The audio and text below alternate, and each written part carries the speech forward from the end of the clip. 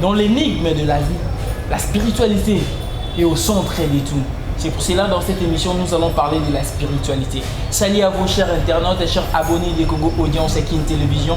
Dan Moussengo à la présentation de cette émission. Benny Mafoute derrière la caméra et à la coordination. Blandine Osako, moi si Zambé, moi si Malamou. Dans cette émission, nous allons vous présenter une personne vraiment tellement spéciale. Avec lui, nous allons parler de la spiritualité. Kibo Nzambe, Kibo Nganga, Kibo Satana, Kibo Nyoso.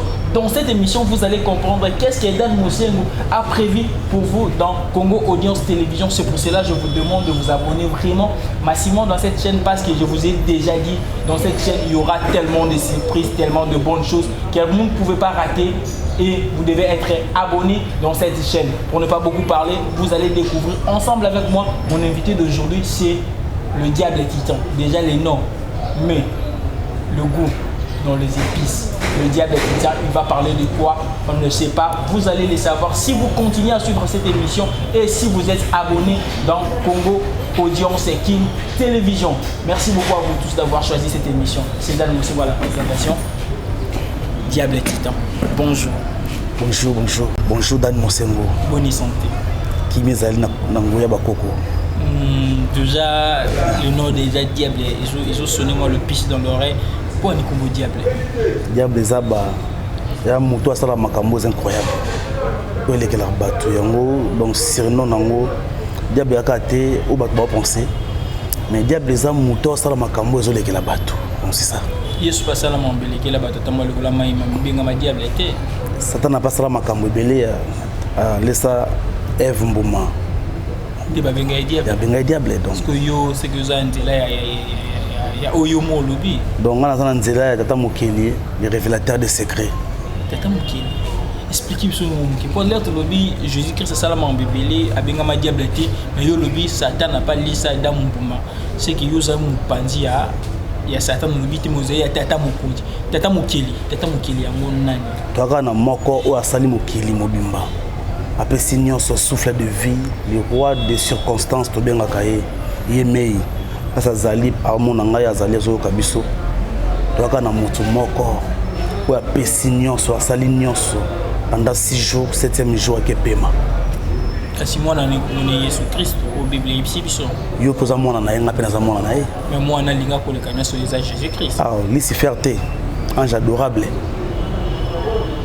ce que yo polenga no tonga kombo ya Jésus yo zo comparer ka na Satan pona nini to comparer Jésus na Satan te ya papa botiba mibale après si o makambo belé siko nde papa besinga makambo na ke créer mboka nanga mokili nanga papa sepelite linga kanga na futela te na zaka na ndako donc on a sali na qualité fona ki na sala foyer nanga et pesa ki mo bazua ya ngoni papa pesa ki deuxième nanga joint nanga donc leki nanga la ndinga confiance na kombo ya oyo bengi wana Jésus yo zo ko benga kombo te Jésus Christ de Nazareth to Jésus wa piro lunga Jésus de Nazareth parce qu'au finalement l'air toujours des missions on doit comprendre diable titan nani vraiment on s'est présenté dans la bataille sur la mission. Mesdames et messieurs, diable titan azali tout simple azali magicien aza féticheur. Diable titan aza magicien de l'impossible donc babenganga mikolo les miraculeuses donc on a développé technologie à manger au batuba c'est donc mutu nyonso ya Congo mikakatono ba problème nyonso ils la résoudre donc to so la on a suka boye ba diable titan pena sala gagner. Merci beaucoup, déjà vous avez compris. Aujourd'hui, Dan Moussengo reçoit un récit pour vous. Diable Titan, c'est un magicien. Nous allons parler de la magie dans cette émission. Je le dis déjà dans l'annonce de mon émission. Buzz avec DMC, une émission qui parle de tout sauf de rien. Ici, nous recevons tout le monde et on ne refuse personne. Avec Diable Titan, Toyeba Magie Zani, Satan Zanani, Dame pas Zanani. Et abonnez-vous massivement pour Boyeba Nyonso Wana, magicien.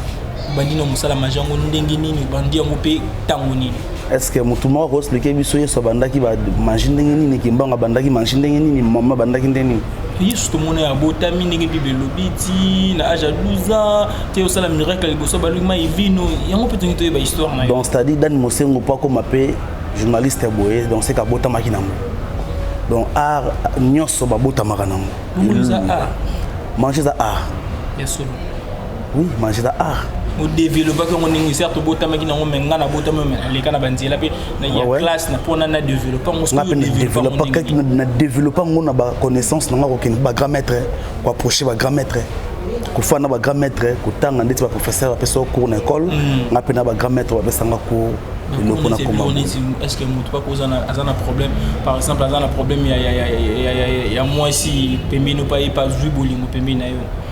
Le problème c'est quoi? Rien n'est possible pananga. Moi si oazana posa mobali akoma zoba. Soit mobali oazana posa moi si na yako mazoba. Il y a des gens bana posa porte-monnaie magique. $100, tina $1000 pendant 6 mois et renouvelable. Bon, ça n'a pas tout sous azana posa bombe entreprise na ye. Ana grade moko boye to alinga mata grade moko boye. To alinga longola moto na grade. To alinga boma moto, to bebisa moto. Contacter numéro et les cas na souka on peut ce numéro na souka donc dans ça là oh c'est impossible le problème na yo on résoudre en bref c'est ça mais le problème peut battre mi tu na raminga royo aussi ba porte-monnaie magique toi yo ko entreprise na souka nga beli liboma na souka na mambe belé akomi kolia bato bangi ça rappelle bato c'est non ramener sur yo pour na bino ba magicien et là on a la bandai ko lo ba liboso nga na za féticherte oto kabila liboma bakufa eza bakibonganga bakindaka manzanza biso c'est la manger mundele a consommer ka énergie vitale donc l'énergie vitale to peut se réinitialiser à travers la poudre séparateur énergie vitale en mozana énergie vitale comme on consommer mbongo ya ba être donc notre esprit moi qui yibela mbongo esprit wana azala va papa na ngazala azala va mama na ngazala siko ngana ko akomisi esclave nanga esprit wana liaka fufute aliaka mbongo te opesa nini donc faut consommer énergie vitale comme quoi comme badage pour y pas résister longtemps comme âge il y a vie à moto pour y à résister longtemps donc moto a suivi naie a pesi sentiment na vie à temps moké donc soko lingi ozala mangu rapidement to kaboli yango na temps moké maintenant la méthode mususu ya ko se réinitialiser na poudre séparateur. Poudre séparateur en désassocié. Poudre séparateur, il y a poudre où on se restaurera tango abimisi simbongo na ebeli par exemple. Da solo oyo ba milimu lingaka mingi koyoka. Donc molimu akoko makizengi likola koyoka solo wana. Nyo solo bana o exécuter. Est-ce que bilo on so wana veto lo bana bilo on so bango wa pour que na vana ba milimu au moins que comme bank c'est na ba bolanda biso nanga mo pe boy comme ça nga moi ba la ba ebi ba to ba bolanda nga déjà ba yoka bana poto je vous salue. Magistrat na bino ye yo akoli na manger donc nga na botami na famille coutumier nga na za coutumier na botami na famille umbu bakolo Kinshasa na koli na makila ya pentacle donc makila ba démonstration mais le problème peut être tout voyant na biso ko to démonstration na pas to lo ba mingi te fo l'accès biso pe mambozo lo ba wana mais le problème peut na kini lo ba arnaquer ba comme belé alors le papier pas à mettre et comment le bongo maître spirituel encadreur spirituel mais na souka no peut pas aventure prévenir ni to assurance ni la saga yonde vous a vrai to yo l'équipe ba union so ba la biso na ba l'équipe na Kinshasa le belé le problème c'est quoi manger loko la na ba hôpital de to monaka tona ba docteur na musana yi mais to mo na lelo docteur wa tataka liso akomosa la moto hernie mais soko za na liso tika na liso mais tango sali moto opération hernie kufi ya musana ote ofingisi si ba docteur nyonso manger ze balé kota na mai toka oyo ko mema ubimisa na mokili tango toki bidon 5 litres ofingisi batu nyonso o basala ka musala nde tio lobela na TV donc ba magicien mususu akaka wana pona kopesa moto abasi muswati mususu akaka wana pona kolimusa bazemi maintenant ba magicien mususu kotaleka bo comprendre que oyo mutambongo ko apesa ka mbongo que spécialité no izani spécialité na ngana sangisi nyonso wana pour ani na travailler mettre moko ngana zali titan compact de la titan donc au-delà mon sala biloko bo mona suka ko bango basala ngana osala o ngana osala ba ko sala te ko mona différence ya ngana bato ba lekana ba TV ba ganga ba mbanga ebele l'opé n'importe on a surtout parmi le plus grand féticheur tout le bara bon magicien c'est Dingwe. Est-ce que les losos tu nous compares on Dingwe nana leki mais Dingwe za kacher on s'appelle comme magicien te Dingwe magicien te est-ce que manger na fétiche ils ont mot français te ils ont mot français différence dans vos années pour nous on a dit tout se comporte normalement biso tout le monde na ba magicien ba féticheur to pinga biloka bon et Dingwe za nganga ya bimsa makila bon ba singa makila bon bah c'est la ming makila bino bosenga to ba magicien tout ça la parfum ba poudre c'est tout on a pour ça moli moi on a pour ça solo donc on se comparer entre magicien na féticheur différence c'est ma casse. Est-ce que les lopé bano bana pe musala nous a privé na yo mais ba pasteur pe déjà ba leke pa na yo on a été au sunga bango ba ebikati na bango il va moi c'est qu'il est quoi le ba mo le ba c'est une question pe ngai est-ce que loko l'excel ma le na église na biso mbiso obimis obima na nzoto mutu bilo mo bon est-ce que on ezaki bo nzambe to za magie wana to bengi bango banganga ya nzambe donc nganga na kombo ya nzambe ndenga na salaka ki mangi na kombo ya Lucifer donc to bena banganga na kombo ya nzambe donc ba fait bazala banaka na biso tona bango to pratika ka po on sala pe za manger na ko biso na nzoto na o na lobi ke na kata nzoto na yo mais na sali démonstration na nzoto na mais sala kité pona komisa musa na ngai grave po ebangisa muta mona pena ko na loba ya ngwana nde salami or que misi mutu mbisi na nzoto mais ma de silité aki su hôpital ko sani ba traiter ko to mona yeso ba Lazare sort oh moi je veux bien la Bible tu sais comment attaque yeso mais oui on attend la Bible. Oh, et quoi ça ayote? Bible est un livre yo pour sali na sali. Et ça ba idée de pesi bisonyo sur na kati. Et ma commande nzambe. Ma commande nzamba komaki na bikini. Pesi makanisi pa mutu ma ile. C'est ceci par nzamba même pas mutu bisi mutu. Mutu nya mona nzambe boya tombola musapi. Poto mona ba mona Yesu kanga ba photo. Mutu mona ki mbangu mwa ba photo ezali ya vrai. Mais ce qu'on a nyo mona nzambe boya atombola musapi.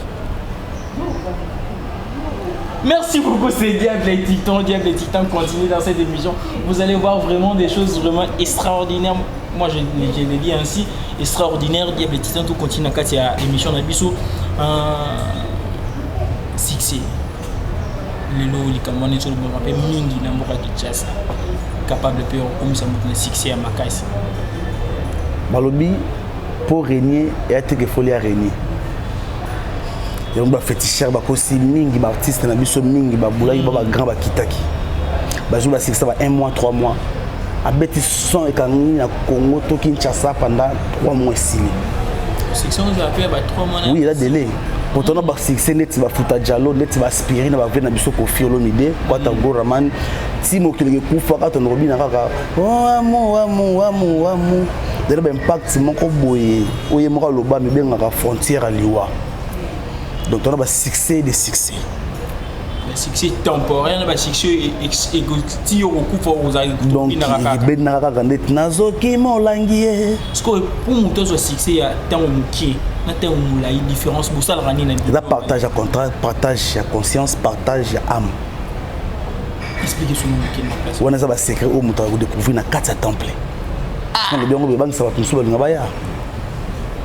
Le succès est temporaire, c'est ça la rani. Succès on est zakaka nombre ba biloko tropé ça au sala, nombre ba nzinjo bakoya, nombre ba fumio bakoya, nombre ba to ba yoka sona. Parce que ça il faut que ça monte conseil. Soit il pas na un succès temporaire, un succès à moulaya tant on sur PC conseil à là na ka docteur, non ça la posa oyo yeli, na na temps pour ce conseil té. Le docteur pas ça conseil. Conseil na peut ça to ça ba bible ko ba kambolo qui c'est tout. Merci beaucoup de continuer la question d'habitude toujours. Est-ce que vous personnellement, c'est une question vraiment personnelle. La nuit sur ça, la rona il dérangera la famille na you, la famille à moi si la famille et c'est dérangera te dire Diable Titan.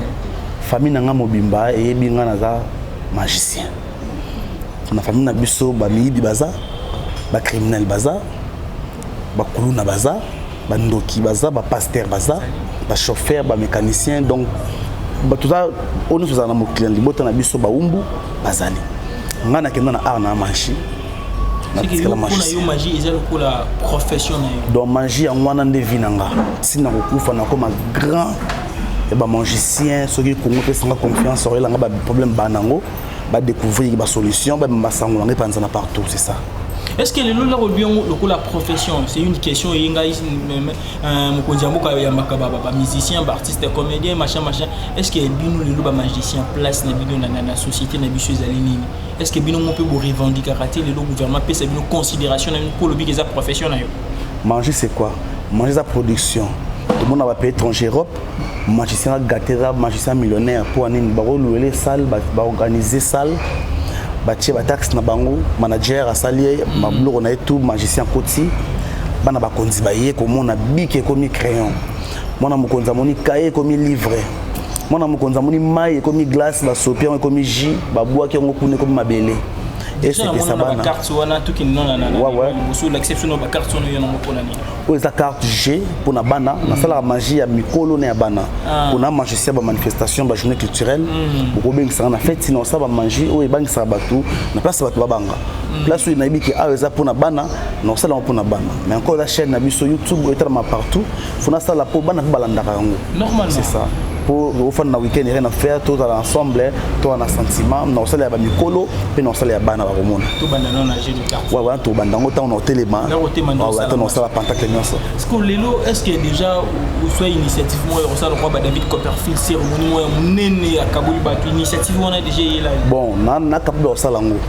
mais production le gouvernement peut s'en attenter que na zo espace mon salle pour ça le spectacle pour ça spectacle na kata mutu bakanganga tumboka na biso za moi ba norme mususu ba bloc on a té donc so ba pesa ba magicien chance ba comprendre que to les ba musicien na succès na mbongo belé pour cela dit David Copperfield l'équipe ba musicien belé na mbongo c'est faux c'est ça cela dit Dynamo pas l'équipe ba magicien ba musicien mingi na mbongo tout le monde paye nga ba bino ba magicien tout le monde a lingala banganga bo pesa ba to ba kisi me bino moko bozara na mbongo te bino moko bana bino ba nyoko ma bino mba famille me bino bo bongisa ba to mususu et le bela rabino ni mwana tango yo mo talingo mo ngana ndeni pour na 3 téléphones à minene na ti jeep libanda na été ki mandiang tango moto ya pa na fa mona na exemple pa na yo na nganga te ki nda ko manzanza o bela liboma mais faut ya pa na ngai po ebida ki ngandi na za nango na ko pesa yo ko ngana sala raté na zo mbongo wapi à part multiplication voleur de voleur na traité moto pour na senga mbongo te na osali sa ona yo moni après yo ndetango kanisela nga ikeleka na ongana na senga yo c'est ça différence ya biso na bango biso babanganga bata mbongo te omona pesa mutu mbongo ayemoko boye mais biso ba magicien soit de David Copperfield Dynamo mona bango propre makasi c'est ça la différence. Merci beaucoup vraiment. Là, nous tendons vraiment vers la fin de cette émission. C'était Diable Titan. Vous avez besoin de Diable Titan, il va donner son numéro. Ou vous passez par moi, Dan Mosengo, je suis là. C'est là où l'exabino vers Diable Titan, mon numéro est là. L'équipe technique, si nous parlons le même langage avec l'équipe technique, il y aura mon numéro là. Vous avez besoin de Diable Titan, Dan Mosengo est là. Il va donner aussi son numéro. Congo Audience Télé, Congo Audience qui est là aussi pour vous permettre. Il y a beaucoup d'anana Diable Titan. Là, tout comme vraiment dans cette émission, message nous on ça va tout bien sur balandi ba star ba musicien ba bien sur bazana ba maladie ba bien sur bazana ba problème message yo okopé ça ba moto yo ana problème ko bota akisita ngana peso loko melate ngana simba libumu ozuizemi retard zaki na ngebi misami moto ana besoin mbongo succès wana problème ko boma moto ozana problème mo boy o za secret oyo moko ko bimsonto na miso bato benga numéro no so eleka wana to la solution en privé eza musa musuna ko loba te pose interdit de gouvernement so na loba bloko bongo ba ko to bombi ce point d'interrogation c'est ça mais à ne pas rater kolanda chaîne no lisusu ko s'abonner faut vraiment ko s'abonner massivement pour na babiloko ko ya lisusu na ko sala on sala lelo o ya lobe keleka oyo donc na na mingi ko loba te na tseleka na sala pour na se pesa bato. Merci beaucoup. Voilà, nous sommes arrivés à la fin de cette émission. Ne partez pas encore avec Diable Titan. Il va nous démontrer son savoir-faire dans cette émission Buzz avec DM. Merci à vous tous de nous avoir suivis sur Congo Audience Télévision. Béni Mafuta Matondo Ninginayo vers la caméra. Blandine Osako, l'excellence qui produit l'excellence, nous a permis de passer dans cette chaîne Congo Audience Télévision. Pour qu'il n'en Diable Titan, on s'en va cette émission. Restez là pour voir le savoir-faire et le talent de Diable et Titan. Merci beaucoup d'avoir passé dans cette émission. Numéro Nayo, occupé Sango directement après sélection moi spectacle wana. Tous allez wana kono koyamba autant plus. Numéro Nanga ezali plus 243 code Mboka Nangai 84 450 22 49 plus 243 84 450 22 49. Souvent on a pour sa promotion Nanga au management au manager ngai. Donc en tout cas à ne pas manquer surtout pour s'abonner à la chaîne. Merci. Sakana. Mesdames et messieurs, téléspectateurs, nous sommes à la manger facile. Nous sommes manger à déplacer, à on a pas chité et puis manger à bangisate. Manger simple, on dit bien manger simple. Nous avons un billet moko à 500 francs. Il y a un billet congolais. Billet à 500. Ce qui n'a gumbi dans le fond là pour comprendre ni salama. Landa bien, vous avez discrété. Ruta, Samaruta, Sanfou, Malé Olantawa, Sansaliba, Mandama Impi, Mandama Balime, Meka Misalande Baoué, Musoto Musari, Kantolandi Mamana Were Musuru, Assad Masourmande. Manger facile.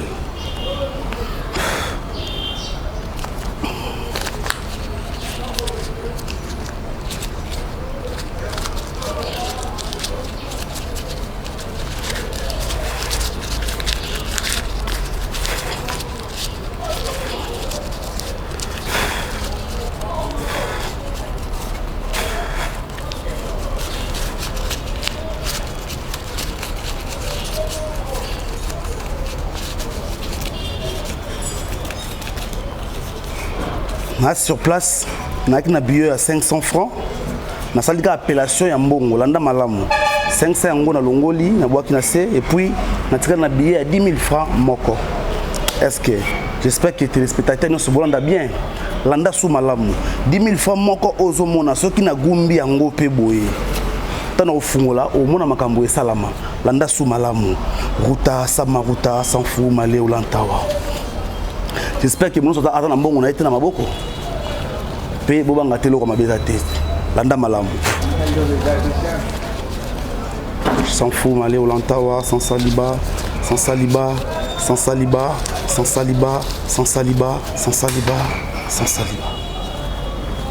nous a sur place na comme na 2 billets il y a pas 10 000 francs 6 places na déplacer te na Sanzi Mbongo te na tchama boko te na boaki yango na se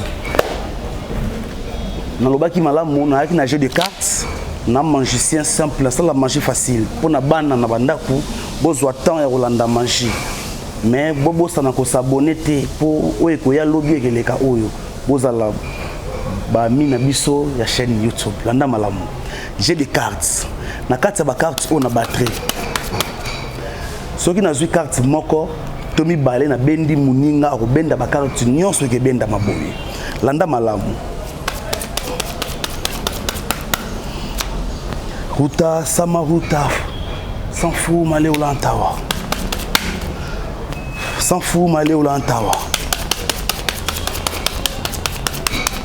Bobeng sangana ba journée culturelle, bobeng sangana ba ndaku na week-end, ban na ndaku nyonso ba zwa temps ya kolanda manger facile. Et s'il n'a noté, tout ce qu'il y a comme ça, souka pour nous sepelisa Congo. J'espère que tout le monde est solo, il y a Jésus-Christ. Na benga qui est grand magicien, pourquoi grand na ba magicien nyonso aloba ki na kei mais ba oba ko na sima ba ko sala makambo ekoleka oyo nga na sali.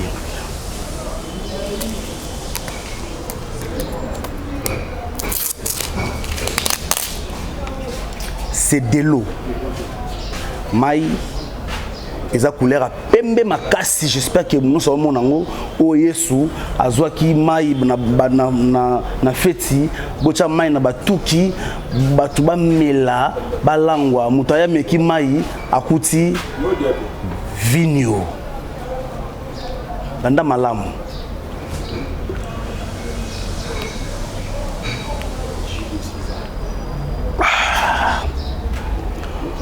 Mai oyo couleur nango yango yo na pakoli couleur te na mai landa malamu mangansala matumatani bamulanzo bwetuwe kumwande mamikite mekani salande bya ure musutumu sarimu kantolandi mama na woro musuru asari masuru mande nakomisa mai oyo vinyo naza concentré pe inspiré botinda bana balanda chaîne au YouTube s'abonner mingi ko s'abonner ruta samaruta ruta samaruta ruta samaruta ruta samaruta ruta samaruta ruta samaruta manifeste-toi ruta samaruta ruta samaruta manifeste-toi ruta samaruta ruta samaruta manifeste-toi ruta samaruta ruta samaruta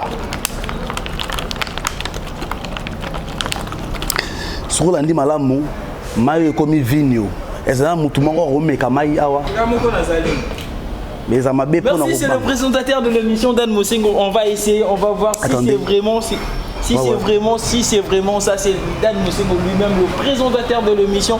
Permettez, j'avais enlevé mon micro. On va essayer, on va vraiment essayer. On peut essayer. Ouais, tu peux essayer.